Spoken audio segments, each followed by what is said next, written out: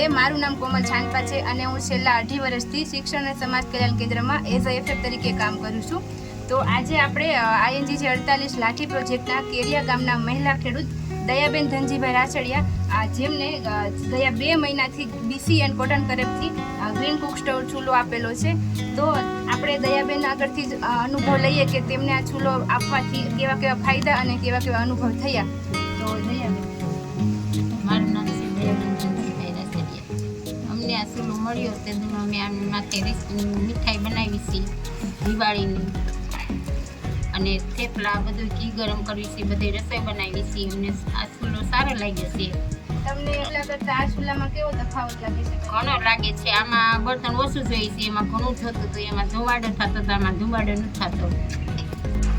દક્ષા ભાભી, તમે સાથે રહો છો બધા, તો તમને પણ કેવો અનુભવ લાગે છે ચૂલાનો? અમે બધા જોઈન્ટ ફેમિલીમાં રહી છીએ. અમે બધા આ ચૂલાનો ઉપયોગ કરી છીએ. બળતણ પૂરું બળતણ અમે બહારથી લાવી અને અડધું બળતણ આમાં જ હોય. આમાં જાજુ બળતણ જોતું અને ધુમાડો થતો. રસોઈ કોઈ રીતે તાપ લાગે ને એટલે બનતી નહીં, અને આમાં ઝડપથી રસોઈ બને અને ઓછું બળતણ જોઈએ.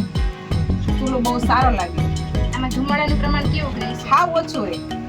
હા, જેથી આપણે આંખને પણ થાય. હા, આપણે આંખને ફાયદો થાય, કોઈ નુકસાન નહીં. વાપરવો બહુ સારો.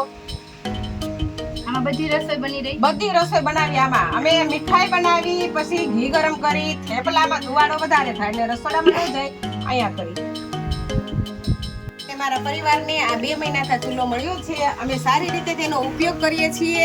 એ બદલ હું કોમલબેન અને રશ્મિબેન શિક્ષણ અને સમાજ કલ્યાણ કેન્દ્રને ખૂબ ખૂબ આભાર.